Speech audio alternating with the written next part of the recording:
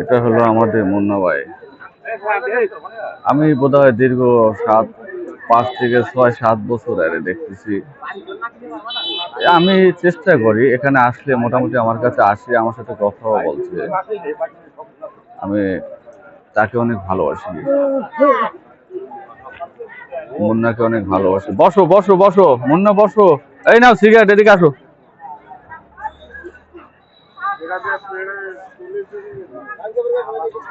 Please sit down, বসো বসো।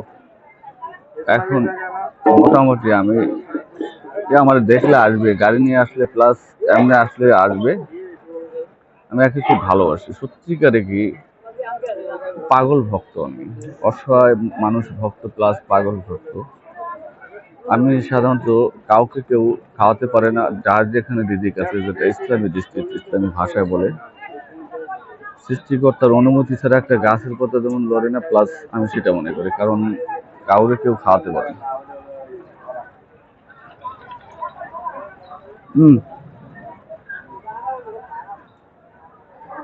ঠিক আছে, আমি চেষ্টা করি সাধারণত একে কিছু আপ্যায়ন করার জন্য। আর এদের আমি খুব ভালোবাসি সত্যিকারে ভাই। অরিজিনালি কি অসহায় মানুষ প্লাস পাগল যারা রাস্তায় থাকে, এদের ভালোবাসার একটা মজা আছে। এদের ভালোবাসলে, এদের খাওয়ালে অনেক মজা, অনেক শান্তি, যেটা মানে টাকায় মেলে না।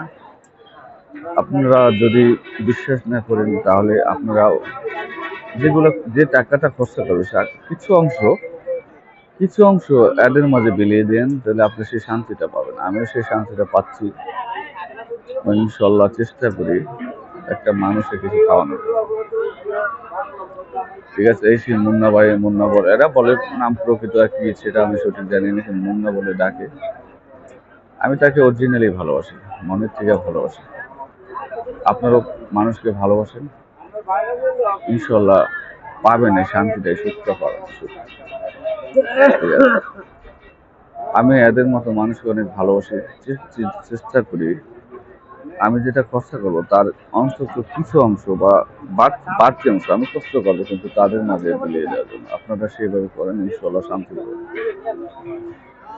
আমার কথাবার্তায় কোনো ধরনের ভুল ভ্রান্তি যদি হয়ে থাকে, আমাকে ক্ষমা দৃষ্টি সুন্দরভাবে দেখবেন অথবা ক্ষমা করে দেবেন।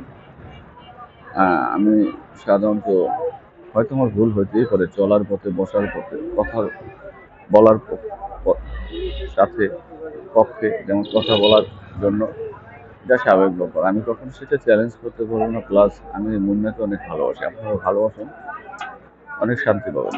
আজ এ পর্যন্ত ভালো থাকেন, আল্লাহ হাফিজ। আবার কোনো দিন একটা ভিডিও